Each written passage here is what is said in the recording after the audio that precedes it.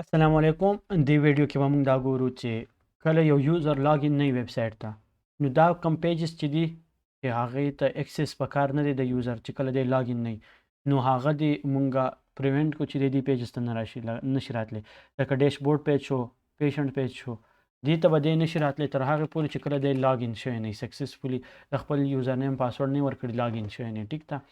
نو د دې لپاره به زه داسې کار وکړم چې دا فوټر پیج به هم کلوز کړم، لاګین پیج به هم کلوز کړم، لاګ آوټ به هم کلوز کړم، انډیکس به هم فلحال کلوز کړم. په دې هیډر فایل کې کوم سټارټینګ فایل چې دی په دې ځای کې به زه څه کوډ ولیکم او په هغې کې به زه چې کوم خپل سیشن مونږ الریډي کریټ کړی او په سیشن کې مونږ سټور کړی او په پریویس ویډیو کې خپل کوم لاګین فایل که زه کولاو کړم، لاګین چې کله یوزر سکسسفول لاګین شي نو لکه په سیشن کې څه ډیټا سټور شي، لاګډ ان ټرو سټور شي. ټیک ده. او سیشن نیم د سیشن کې د دې یوزر نیم، ایمیل، رول دا وغیره سټور شي. ټیک ده. نو زه به راشم هیډر ته او دلته کې به زه ولیکم چې اف از سیټ. زه به وګورم چې په دا ویریبل اول شته که نه. سیشن کې به څه وګورم LOGGEDIN چې لاګډ ان ویریبل شته که نه. ټیک ده. اول به دا وګورم چې دا ویریبل موجود ده او د دې ویریبل ویلیو به هم وګورم. and session underscore logged in is equal to true. ټیک شوه. دې کله ټرو وي نو هله به دې لاګین کیدی شي. ټیک شوه. چې کله داسې نه وي اوس دا کار به زه دې الټه وکړم، دا کار چې دی دا به زه الټه وکړم.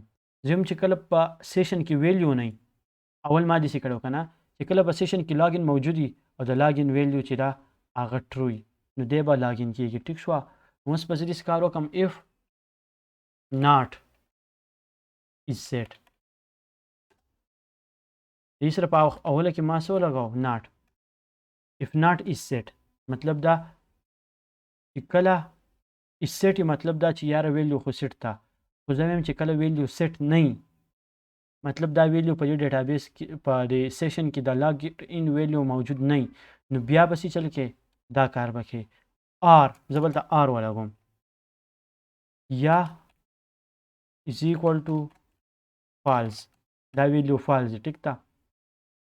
اوس په دې کې به زه دلته کې څه ورکړم، دې کې به زه ولیکم چې هیډر، دې کې به هیډر په تھرو باندې زه دې ریډایرکټ کړم کوم پیج ته، لاګین ډاټ لوکیشن به ورله ورکړم او لوکیشن نه پس به سلیش لاګین ډاټ PHP، لاګین سپیلنګ به صحیح کړم ډاټ PHP. ټیک ده. اوس ما څه چل وکړو دلته مې وویل که یاره ته وګوره چې په سیشن کې د لاګین ویلیو شته، دی وایي او ټرو شته. زه وایم چې دا ټرو الټه که چې کله ناټ مطلب دا چې ناټ ورسره په اوله کې ما ولګوم د ناټ کار دی چې دا ټرو ویلیو دی به فالس ته کنورټ کړي، که فالس ویلی نو ټرو ته به کنورټ کړي. نو مطلب زه ته دا وګوره که یاره په دې ډیټا په دې سیشن کې دا ویلیو نه وي، لاګډ ان ویلیو په سیشن کې نه وي، یا که په سیشن کې لاګډ ان ویلیو موجود وي خو د هغې ریزلټ فالس وي، په هغې کې مطلب ټرو نه وي پروت نو فالس پکې موږ سټور کړی.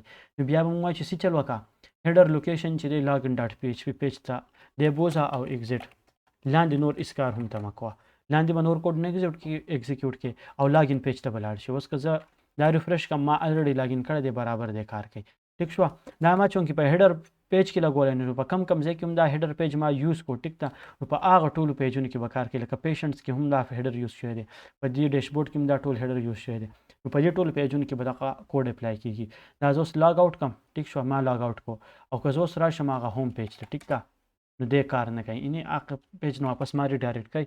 یا که زه پیشنټ پیج ته راشم پیشنټ ډاټ PHP نو دی هغه پیج ته هم نه ځي. خو چې که زه لاګین شم صحیح سکسسفول او بیا زه دا پیجونه ویزیټ کوم نو دغه پیجونه چې دي ویزیټ کېږي.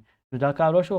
په نیکسټ ویډیو کې به پسې مونږ داسې کار کوو زمونږ کوم ډیټابیس دی په هغې کې به مونږ کرډ اپریشن اوس شروع کړو چې دې کې به اول به زه کار وکړم دا کوم UI ډیزاین چې دی د سایډ منیو د دې نه به دا اضافي شیزونه چې کوم دي دا به د دې ځای نه لرې کړم، په دې ټاپ بار کې چې کوم اضافي اپشنز دي هغه به ترې لرې کړم، لږ ډېر کوډ به لږ برابر کړم او بیا به د هغې نه پس کرډ اپریشن باندې کار شروع کړو.